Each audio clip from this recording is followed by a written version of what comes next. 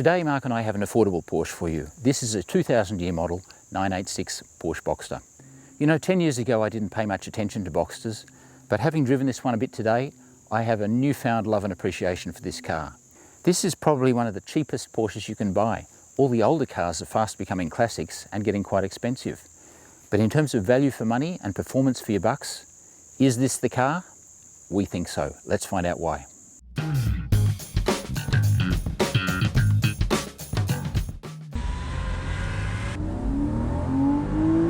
Oh, it sounds like a Porsche. It does sound like a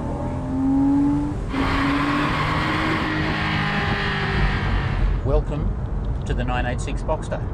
2000 model, the first year of the S. It's the car that kind of, not that Porsche needed saving, but it changed its fortunes completely. This came out in 1997 and bestseller. Yeah. Straight away. The Americans loved them because they love their convertibles. And until they brought out the Cayenne, which even sold even better because the Americans even more love their SUVs, boy, this car really helped them. So for those of you that say the Boxster isn't a real Porsche, it's a hairdresser's car, you need to get a 911, you are completely wrong. Yeah. Because this is a really, really good car. And they really feel like a Porsche, don't they? If you want a convertible, this is a proper convertible. I'm not a massive convertible fan. Most convertibles you find were regular sedans or coupes that just had the roof chopped off, Yep. whereas this car was built as a convertible from day one. How quiet is this? This is, I mean, we've been driving GT3s and stuff. Is it on? Can't hear anything. Is Yeah. Is this an electric It's a Boxster? Tesla. That's probably something I'd like to change. You'd probably put an exhaust on it, wouldn't you? Yep. If it had a little bit more burble, it'd be nice. A little like on the overrun there. Yeah, there's no verbal at all. No. Your neighbours are not going to complain about this one. So change the exhaust and make them complain.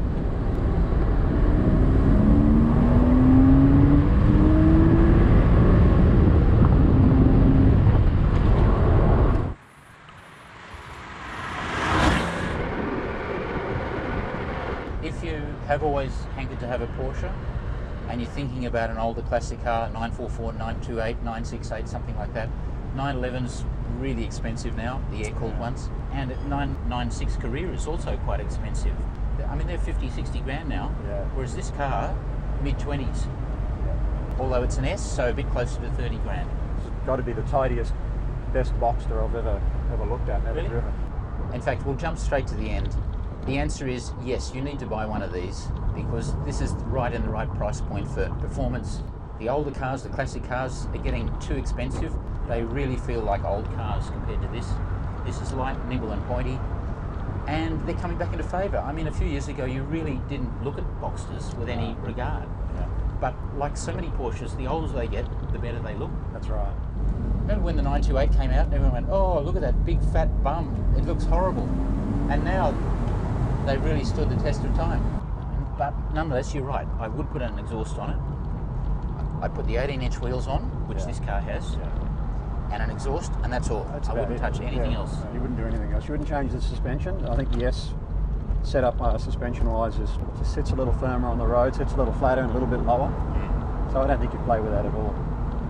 You remember we tested the Cayman, and if you haven't seen the Cayman review, it's there. But its suspension had been lowered and stiffened, and it was too much. Yeah. This is actually better. And it's actually really coping with it very nicely. We're only driving slowly, but it's not juddery. It's not rattling around. It feels like a Porsche. If it's possible to feel like a Porsche at 30 k's an hour. Yeah, that's true. Following this Peugeot here. See, this is a very bumpy road down here, as you can see by the camera shaking. But how good is that grip? We're on Michelin Pilot Sport 2s. So they're a good tyre, we know that. Yeah. Seats are a little bit budget. I mean, they did cut costs with this car. There's no glove box, plastic rear window, no cup holders. It's kind of lucky in some stuff that they did introduce a bit later. But the basic mechanicals, it's 911 Carrera. Except the engine isn't hanging out the back, it's in the middle. And that's not a bad thing, is it? It's a great thing. Porsche finally put the engine in the correct spot. But it does pick up really nicely, doesn't it? And the S is significantly better than the standard version. If you're looking at one and you can find a good manual S, that's the car to have. Yep. I mean, for 21-year-old car that's got tons of torque. It really pulls away really nicely out of slow corners in third gear. These are the roads it likes, aren't they? Yeah, it's actually really nice. This is a really fun car to drive. It's so responsive. You know, it doesn't have a ton of power, but you put your foot down, you can feel the torque there, you can feel the transfer of weight to the back of the car. You lift off, you can feel the back come up, and really drive it on the throttle. And that, you know, that's what you want in a mid-engine car. People complained about this not being powerful enough. This is more than adequate. Yep. I don't really know why you'd want to get more power out of it. Having said that, last time we came along here, we were in a GT3 with 500 horsepower, Yeah. and we've got about 260 or something like that. But it feels about right for the car, doesn't it? It does. It's not fair to compare this to a current spec GT3 It's not, though. it's not fair. Hey, $300,000, $25,000. 25 grand. The steering feels so precise. It's just heavy enough. It was very similar to my very first ever 996 GT3. One of the best power steering systems I've ever come across. You do have to turn the steering wheel a lot in tight corners. It needs a lot of lock to come around, more so than a current Porsche.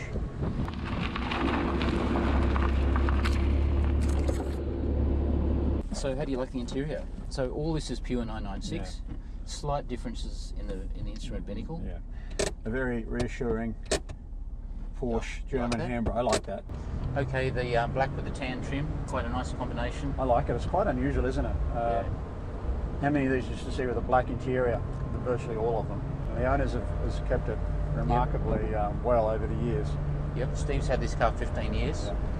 and just regular servicing, no dramas at all over that period. If anything, so just back on the interior, the pedals are offset slightly to the left. Yep. It's not a real negative, but it just takes a little bit of getting used to it. It's certainly set up nicely for the left foot braking. If you wanted a left foot brake, perfect for that. How's the heel and toe? It's actually pretty good. The throttle pedal in relation to the brake is good. You can heel and toe really nicely. If you really insist, or if your partner can't drive a manual, then you could get the Tiptronic, but they're not nearly as involving, are they? They're a little bit of a lazy transmission. They're a little disappointing in my opinion. And they had the really annoying toggle system here with the Porsche persisted with for a long, long time, trying to be different to everyone else. It just never really worked. It wasn't intuitive at all in my opinion.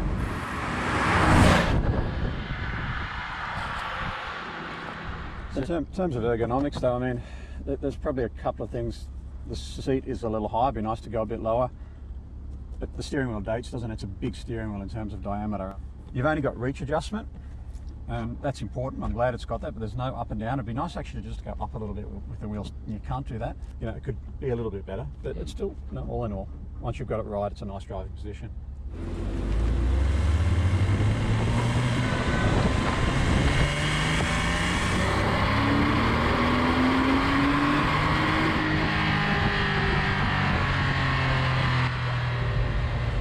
Really nice heel and toe, just back down to third there. Back on the throttle, looking through the corner, you can drive it out on the gas. Can you feel any movement in the front suspension? No, the car is so tight. Yep. There's no movement in the suspension at all. It's a daily driver. Yep. Yeah. Daily driver. The car feels so solid. Tight corner there, back on the gas, just third gear. You don't need to rev it. It does like to rev, Yeah. but there's plenty of torque down low, around 2,000 revs as well. It pulls really nicely. Yeah, you're getting a lot of fun for your bucks here. When you think about it, if you did an engine in one of these things on a $25,000, $28,000 car, you've got a pretty expensive problem on your hands, haven't you? You wouldn't buy one of these cars if you're intending to track it and drive it really hard. This is probably not the car you want. It will end up becoming pretty costly. But just as a really nice road car to drive around and enjoy the experience of driving and owning a Porsche in a very cost-effective way, I think it's a great car for that. I'm not even tempted to turn the stereo on, are you, really? No. Who needs music?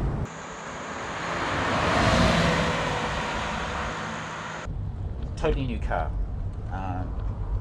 When this was released in 1997, everything, engine, interior, everything. And it shocked people because it was kind of blobby in its styling and a lot of polarized opinion. Yeah. A lot of people didn't like it, but because it was a new car, guess what? Porsche, uncharacteristically for them, this car had lots of engine problems early on. Oval bores, cracked bores, porous blocks, the IMS bearing, which I'm sure if you're looking at one, you'll know all about that. Lots and lots of issues, and to the point where so many engines got returned, blown up, they actually ran out of engine blocks. Yeah, right. And they started getting the old ones back, and then rather than just replacing the block, they were actually boring them out, re-sleeving the motors and sending them back again. Okay. Don't be spooked by all the talk about, oh, the IMS bearing, oh, they've got oval bores, bore scoring. If you're buying one of these cars that are already 20 years old, that's probably been sorted out by now. Yeah. I mean, you can, for peace of mind, by all means, put a new IMS bearing in it. If you find a car with a dodgy clutch, maybe haggle the price, buy that car. You can do the whole clutch, flywheel, and IMS bearing for about $5,000. Money well spent, and it'll last you forever, presuming you know how to change gear and not ruin a clutch. Righto, here's the story. In Australia, just looking on car sales, 35,986 for sale. Cheapest one, $17,000. They used to be cheaper than that. They're going up, buddy. Yeah. Have you noticed how in COVID times, old classic cars are all going up in value? Yeah. The later 987s with this revised styling that people prefer, much dearer. They start at $33,000. But they're essentially the same mechanicals. Okay, of the 35,986s, 15 automatic on 20 manual. Oh, that's good. So we've got more manuals. Yep. 24 of them are the non-S and 11 of them are S's, like this car.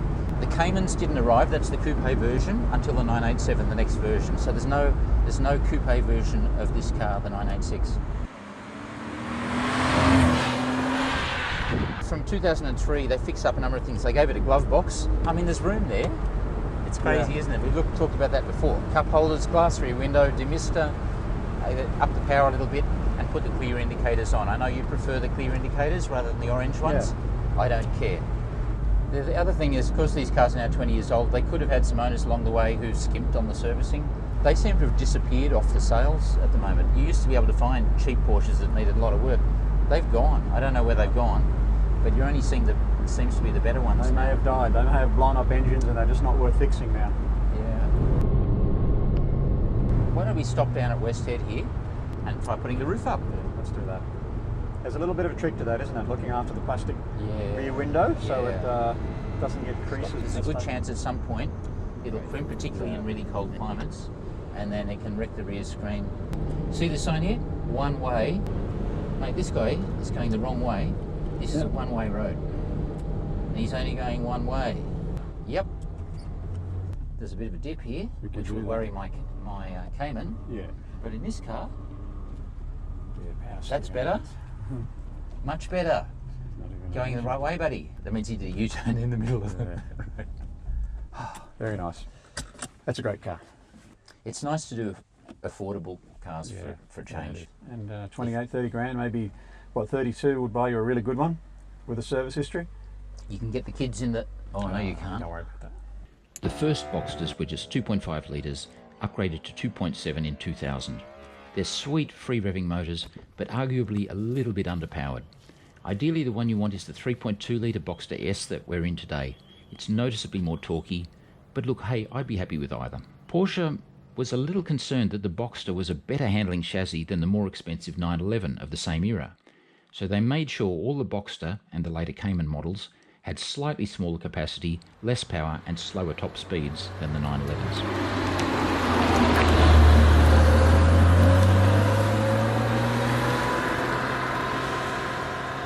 Okay, a little bit of more spirited driving, please, driver, responsibly. Yeah.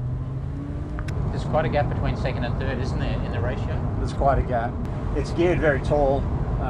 You could probably benefit from a slightly lower diff ratio, just bringing everything back down a little bit. I think would be really good with this car. You can feel their second gear. Yep. It's pushing a stone wall beside us, so let's hear it. Pushes on really well, doesn't it? I mean, that's only about 5,000 revs, maybe a little bit over. Well, we've got a 35k corner there. We'll go into second.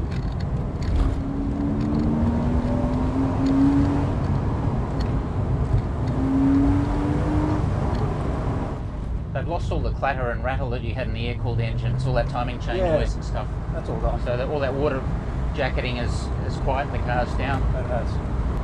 What a nice day. Oh, nice grip there. But it just turns in beautifully, doesn't it? Puts the power down so well. It's very torquey.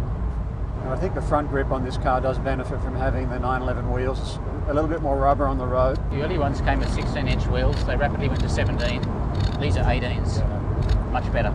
It just looks right with the 18s on Yeah, it. it looks right, and I just think it makes a difference to the way the car turns in. Yeah. It's kind of an analog car, isn't it? It doesn't have a lot in the way of electronics going on. I know you've got ABS. The brakes are more than adequate for road driving. You'd probably start to run out if you were on track with it. It just feels superb on these smooth... I mean, it feels great on rough roads, but on these smooth roads, the car sits so flat. Let nobody say to you, this is the poor man's Porsche, oh, you should have got a 911, okay? Because it's essentially a 911. It's just the styling of the rear. Yeah. Whoa, hold the bus there, Stu. Let me clear something up. Behind the wheel they actually drive quite differently. The 911 being rear-engined and the Boxster mid-engined. On the road, the Boxster feels smaller, more nimble, like a grown-up version of a Mazda Miata MX-5 on steroids. Carrera drives more like a rear-biased 911 of old, just with much greater comfort, manners, and without the lift-off oversteer of the earlier cars. I just wanted to clear that up. Same bits, but they do drive quite differently. Got it? There are lots of things to watch out for, and I'll talk about those in the voiceover. Okay, so you're thinking of buying one. Well, you really do need a proper pre-purchase inspection by an experienced Porsche mechanic. But before you get that far, here are 10 quick tips. Number 1, service history is critical. Regular oil changes, no big gaps. If the IMS bearing is going to die, it's probably done it years ago. But it is reassuring to know, often you'll find the IMS bearing has been replaced with an improved type. A grinding noise at idle is a bad sign. Also have a listen for rattly cam chains, and check inside the radiator cap for sludge, which is evidence of mixing of oil and water. Trim condition can tell you a lot about the car.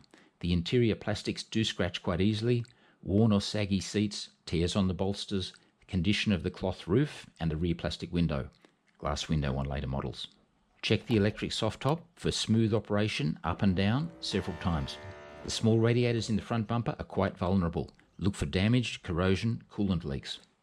If the car is not driven much, it can get grabby or rusty or seized brake calipers. When you drive it, also listen for clunks from worn-out bushes and other suspension components. Dampness in the boot can be a water leak or it can be from a cracked expansion tank. The muffler baffles can be blown out and rattly. No big deal, you want to replace that muffler with a lighter, better sounding one anyway, don't you?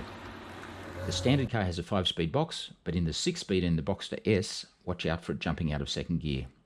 And Tiptronic, yeah, well, if you must. Okay, that's the basic list. Let's get back to the driving. It's nice to jump in something that's 21 years old and realise actually just how good this car is. And we really have to thank Steve for lending us this car today, Stu, don't we, for inCARnation. Yeah. So thanks, Steve. We really do appreciate it. Thank you. You're not ever going to engage in traffic light Grand Prix with people because it's, by modern standards, it isn't. That GR Yaris we tested is going to eat this thing alive in acceleration with its 3-cylinder 1.6 litre motor, and that's the sad fact. But it doesn't matter because this thing just is such a pleasure to drive. It doesn't matter what its 0 to 100 is. Okay, it's 5.9, but it really doesn't matter. It's just about getting in it and driving it and enjoying it. This car is going to score very similarly to the Cayman we did, except in 2 ways. Slightly better on power, and if you compare the scores of the two, because it does pull a bit stronger, and slightly better in practicality because the boot in this is actually better than the boot in the Cayman. Right. The coupe boot is quite long and flat and it's not super practical. This one the owner gets golf clubs in, so, and you've got the front boot as well. 18.3 on the Richter scale. They're still affordable. They are going up, but as value... Get one now. Yeah, you have been told. Listen to your Uncle Mark and your Uncle Stu. See you next time. Bye.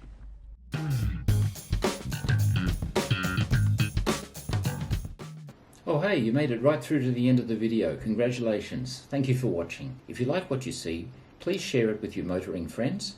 And above all, click the little subscribe thing down here so you can see the latest videos when we bring them out. I look forward to seeing you soon.